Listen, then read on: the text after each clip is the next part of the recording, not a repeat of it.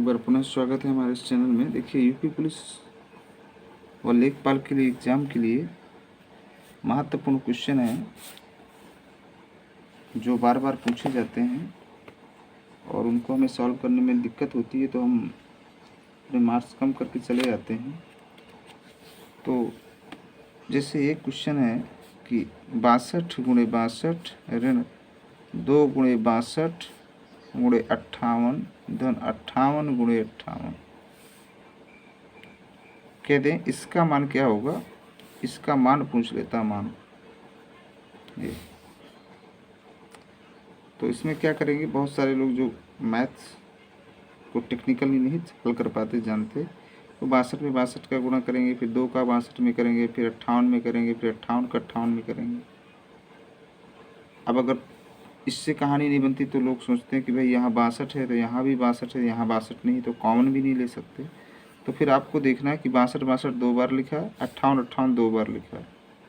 तो ये मतलब a गुणे a माइनस 2 गुणे a गुणे b और प्लस b गुणे b, इसको हमने a मान लिया और इसको हमने b मान लिया।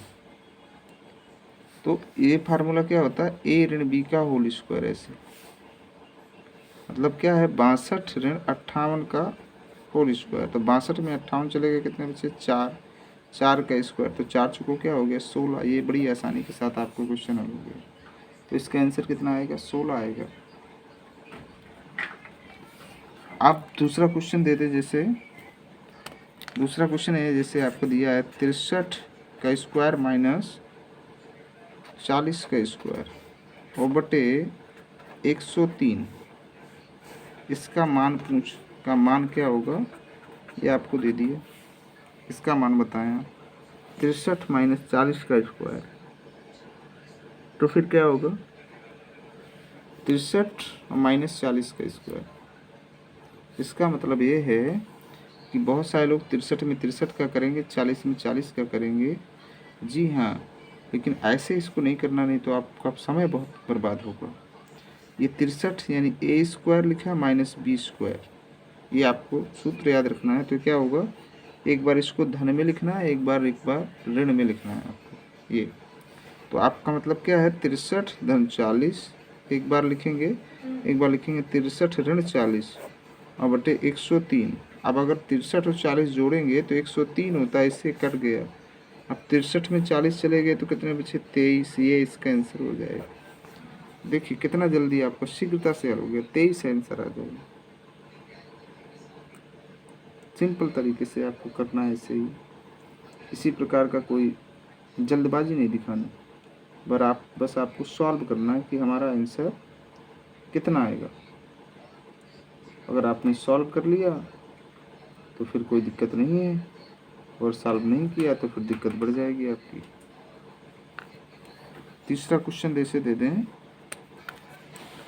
यहाँ पर, और यहाँ पे कह दें 105 और गुणे 95 ये दिया हुआ, और ऋण 95 गुणे 5, इसका मान बताएं। तो देखिए अब इसमें थोड़ा सा कॉमन सेंस लगाना है। कॉमन सेंस से लगाना है कि देखिए ये 105 है, यहाँ 105 नहीं है, यहाँ 95, यहाँ 95। तो एक संख्या दो बार है तो 95 हमने कॉमन ले लिया। यहाँ बचा 105, यहाँ बचा 5। 95 में गुणे 105 5 चले गए 100, यानी 9500। ये इसका आंसर हो गया। तो हमने क्या किया, 95 इधर था, 95 इधर था, तो 95 हमने कॉमन ले लिया, बाकी कुछ नहीं किया हमने। चौथा क्वेश्चन आपको जैसे तो कहते हैं 52 का स्क्वायर माइनस 32 का स्क्वायर और बटे हो गया 84, और इसका मान आपको बताना है हल करके। इसका मान कितना होगा, ये कमेंट बॉक्स में आपको हल करके दिखाना है। तो अभी तक जो बताया गया है उसी के अकॉर्डिंग ये लगेगा और वैसे ही ये सॉल्व होगा। तो आप लगाइए इस तरह के क्वेश्चनों को, सॉल्व करिए और सॉल्व करके अपनी मैथ को मजबूत बनाइए।